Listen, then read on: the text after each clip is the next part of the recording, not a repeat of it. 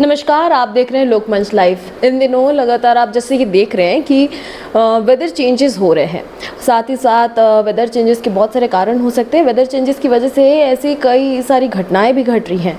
आखिर ये सब की क्या वजह है, आज हम इनसे बात करेंगे। मेरे साथ यहाँ पे मौजूद हैं वेदर साइंटिस्ट अभिषेक आनंद जी। अभिषेक आनंद जी नमस्कार, लोकमंच लाइव में आपका स्वागत है। इन दिनों लगातार वेदर चेंज हो रहा है, साइमल्टेनियसली चेंज होता जा रहा है वेदर, तो इसका क्या रीज़न है? देखिए, एक तो लोकल फैक्टर है, प्री मानसून का सीज़न है, तो इस टाइम में थंडरस्टॉर्म लाइटनिंग के साथ थोड़ी बारिश झारखंड में देखने को मिलती है। जो अभी में जो चेंजेस हैं, एक तो ये है कि जो पश्चिमी विक्षोभ जो उत्तर भारत में था, उत्तर पश्चिम भारत में था, वो थोड़ा स्ट्रॉन्ग था। उसके वजह से जो निचले इलाके भी थे, ईस्टर्न इंडिया भी था, मध्य प्रदेश कह लें, छत्तीसगढ़, झारखंड, बिहार, उड़ीसा, बंगाल, इन सब जगहों पे भी असर देखने को मिला है। और एक उसके कारण से एक विंड डिसकंटिन्यूटी बनी, एक ट्रफ बना, नीम दबाव का क्षेत्र बना, और थोड़ा मॉइस्चर आ रहा है, जिसके कारण से ये आपको मौसमी घटनाएं देखने को मिल रही हैं। और कल 1 तारीख तक देखने को मिलेंगी। परसों से मौसम शुष्क रहेगा। मेन जो अलर्ट है, चेतावनी है, आज के लिए है झारखंड में। आज झारखंड में कई इलाकों में थंडरस्टॉर्म लाइटनिंग के साथ में हवा की गति 40 से 50 किलोमीटर प्रति घंटे के हिसाब से भी चल सकती है, और ओलावृष्टि की भी संभावना झारखंड में आज जताई जा रही है। तो लोगों से उम्मीद करते हैं कि वो सचेत रहेंगे और अपना ध्यान रखेंगे। सर, मेरा एक और सवाल है कि इन दिनों आप अक्सर खबरों में भी आ रही हैं कि कहीं भूकंप आ रहा है, कहीं पे बहुत पानी में कुछ जैसे कि सागर वगैरह में चेंजेस आते हैं। तो सर, इसका क्या रीज़न है? क्या ये वेदर से रिलेटेड है या एनवायरनमेंट से रिलेटेड है? इसका बेसिक रीज़न क्या है? देखिए, वेदर और इन्वायरमेंट एकदम आपस में रिलेटेड है। अगर इन्वायरमेंट अच्छा होगा तो वेदर अच्छा होगा, इन्वायरमेंट ख़राब होगा तो वेदर ख़राब होगा। तो मतलब डायरेक्टली प्रोपोर्शनल रिलेशन है। एक अच्छा होगा तो दूसरा अपने आप अच्छा होगा। और अभी क्योंकि जलवायु परिवर्तन के साथ में जो एक्सट्रीम इवेंट्स हैं, जो वो बढ़ गई हैं। जैसे गर्मी पड़ती है तो गर्मी भी ज़्यादा पड़ रही है, ठंडा भी ज़्यादा हो रहा है। कहीं इलाके में बहुत ज़्यादा बारिश हो रही है, कहीं में कुछ बारिश नहीं हो रही है। तो जो एक्सट्रीम जो इवेंट्स हैं ये बढ़ गए हैं। और जलवायु परिवर्तन आज के दिन में सबसे ज़्यादा बात किया जाने वाला सब्जेक्ट है। देश विदेश में इसके पे खूब चर्चा हो रही है। आप पेरिस समिट के बारे में जानते होंगे, सस्टेनेबल डेवलपमेंट गोल्स, जिसके लिए भारत भी काफ़ी कमिटेड है। तो जब तक जो कार्बन उत्सर्जन में कमी नहीं आएगी, तब तक इसको पार पाना मुश्किल है। तो कार्बन उत्सर्जन में कमी लाने के लिए देश विदेश प्रतिबद्ध हो रहे हैं, सब लामबंद हो रहे हैं, और इस पे एक ठोस काम करने की ज़रूरत है। और रिन्यूएबल रिसोर्सेज हैं जो हमें हमेशा मिलते हैं, चाहे सूर्य की किरणों से मिलते हैं या हवा से मिलते हैं। तो उस टाइप की चीज़ें, ग्रीन एनर्जी, इस सब को यूज करने से आगे के दिनों में थोड़ा जो कार्बन उत्सर्जन है ये कम भी होगा, और हम लोग जो इन्वायरमेंट को थोड़ा सा जो डिग्रेड हो रहा है उसको ठीक कर पाएंगे, और उस हिसाब से मौसम भी ठीक हो पाएगा। सर, जैसे कि आपने कहा कि ग्रीनरी, तो ग्रीनरी अगर वेदर से इतना जुड़ा हुआ है तो अक्सर पेड़ पौधे तो कट ही रहे हैं। तो इसमें लोगों को कैसे अवेयरनेस किया जाए, लोगों को कैसे अवेयर किया जाए? लोगों को यही अवेयर करना है, क्योंकि देखिए, ओनली वन अर्थ जो पिछले 2022 का वर्ल्ड इन्वायरमेंट डे का थीम था, और जब 1972 में इसके बारे में बात हो रही थी, 74 से स्टार्ट हुआ था, तो उस समय भी ओनली वन अर्थ है। तो एक ही पृथ्वी है, और एक ही पृथ्वी में क्योंकि इतना जो कार्बन जो उत्सर्जन हो रहा है, जो पॉल्यूशन हो रहा है, इसको सोखने की ताकत सिर्फ पेड़ पौधों में है।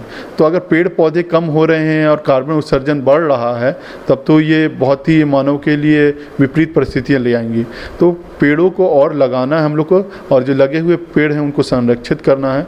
क्योंकि जितनी हरियाली होगी, एक तो आपका वाटर लेवल भी मेंटेन होता है, तूफानों के समय में भी थोड़ा सा रक्षा होती है, और साथ में जो कार्बन डाइऑक्साइड जो पेड़ पौधे सोखते हैं, ये जो इन्वायरमेंट को क्लीन रखने में काफ़ी लाभदायक रहता है, काफ़ी इंपॉर्टेंट होता है। अच्छी हवा मिलती है, स्वास्थ्य अच्छा होता है।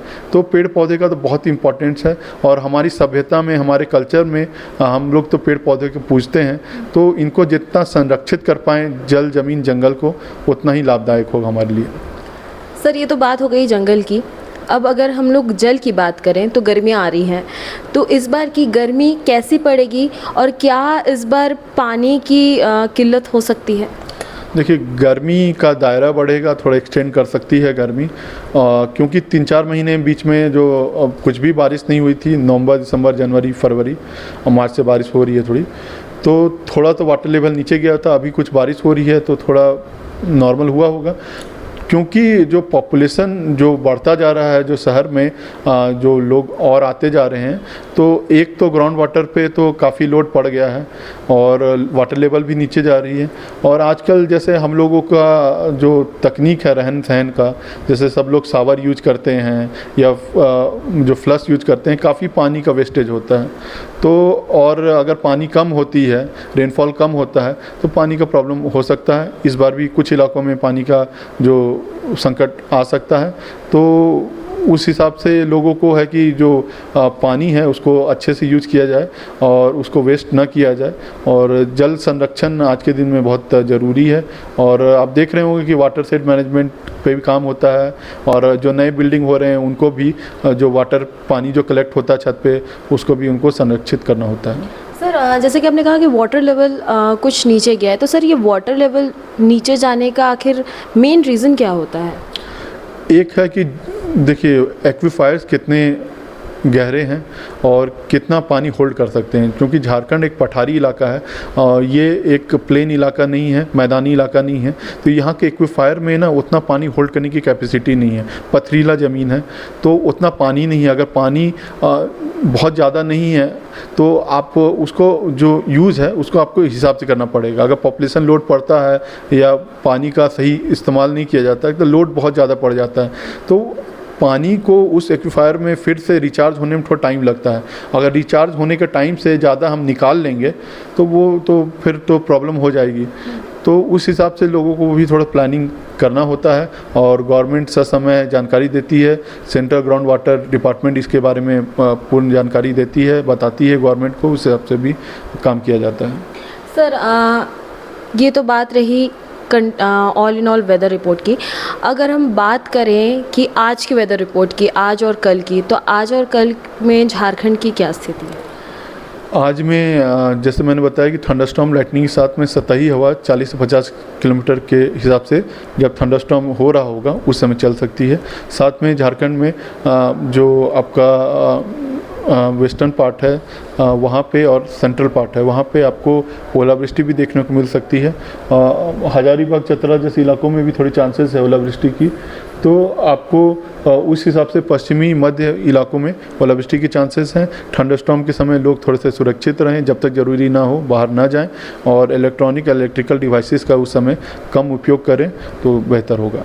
सर, जैसे कि आपने कहा कि इलेक्ट्रॉनिक डिवाइसेस इस वेदर में बहुत ज़्यादा एक्टिव हो जाती हैं, तो इसका क्या रीज़न है सर कि इलेक्ट्रॉनिक डिवाइस क्यों नहीं यूज़ करना चाहिए लोगों को? क्योंकि जो इलेक्ट्रिक डिस्चार्ज होता है थंडरस्टॉर्म लाइटनिंग में, वो डिस्चार्ज से जो इलेक्ट्रॉनिक डिवाइसेस हैं वो उड़ सकती हैं। और उसके कई बार देखा गया कि कई लोग सेल्फ़ी बाहर में लेते हैं तो जो सेल्फ़ी है वो भी चार्ज थोड़ा सा अट्रैक्ट करती है। फ़ोन भी आपका एक्टिव डिवाइस है तो थोड़ा सा चार्ज वो भी मतलब अट्रैक्ट करती है, जिसके कारण से आपको कभी कभार इलेक्ट्रिकल शॉक लग सकता है, या घर की अर्थिंग नहीं आए तो कई बार करंट आ जाता है, नल वल में भी करंट आ जाता है। तो उस हिसाब से कि बचाओ कि आपको शॉक ना लगे और आप सुरक्षित रहें। सर, तो जितने भी इलेक्ट्रॉनिक डिवाइसेस हो गए या फिर थंडरस्टॉर्म आने वाला है, तो ये सब की जानकारी लोगों को, जैसे आम जो जनता है, उनको कैसे मिलेगी? एक तो आप मौसम विभाग के वेबसाइट पे और सोशल मीडिया पे सारे पे हम लोग मौजूद हैं। वहाँ पे चेतावनी है ससमय एकदम अपलोड की जाती है, तत्कालिक चेतावनी भी एकदम अपलोड की जाती है, वहाँ फॉलो कर सकते हैं। साथ साथ में 2 ऐप हैं। एक दामिनी ऐप है जो गूगल और एप्पल दोनों के प्ले स्टोर में अवेलेबल है, और ये ऐप आपको लाइटनिंग अलर्ट देती है रियल टाइम, मतलब जब होने वाली है उसकी चेतावनी आपको लाइटनिंग की देती है, गर्जन वज्रपात की चेतावनी देती है। उसको आप फॉलो कर सकते हैं और लोकेशन सर्विस उसमें इनेबल करें और उससे बचा जा सकता है। साथ साथ में एक और ऐप है सचेत ऐप। सचेत ये ऐप से आपको मौसम विभाग जो चेतावनी देता है वो भी आपको आपके इलाके में अगर वो कुछ चेतावनी दिया हुआ है तो वो मैसेज आपके फ़ोन में पॉपअप कर जाता है। वो मैसेज देख के आप सुरक्षित हो सकते हैं, सचेत हो सकते हैं। तो ये दोनों ऐप को आप लोगों को यूज करना चाहिए और ये दोनों ऐप काफ़ी लाभकारी हैं, रियल टाइम पे हैं और इनसे काफ़ी जान माल की हानि से बचा जा सकता है। तो ये थे वेदर साइंटिस्ट अभिषेक आनंद जी, जिनके द्वारा हमें ये तो पता चला कि कैसे हमें वेदर रिपोर्ट की जानकारी मिल सकती है। इन्होंने 2 ऐप का नाम बताया, वो 2 ऐप आप ज़रूर डाउनलोड करें और साथ ही वो ऐप में दी हुई जानकारी को ज़रूर फॉलो करें। अगर आप घर से निकल रहे हैं और अगर आपको ऐसा लग रहा है कि कुछ ही देर में बारिश या फिर वज्रपात होनी है तो सुरक्षित जगह पे रहें, पेड़ पौधे के नीचे ना रहें और साथ ही रेनकोट लेना बिल्कुल ना भूलें, क्योंकि आपको बता दें कि ये 2 दिन बारिश होने की पूर्ण संभावना है, ओलावृष्टि हो सकती है। कैमरामैन अनु के साथ श्रेयोशी रांची।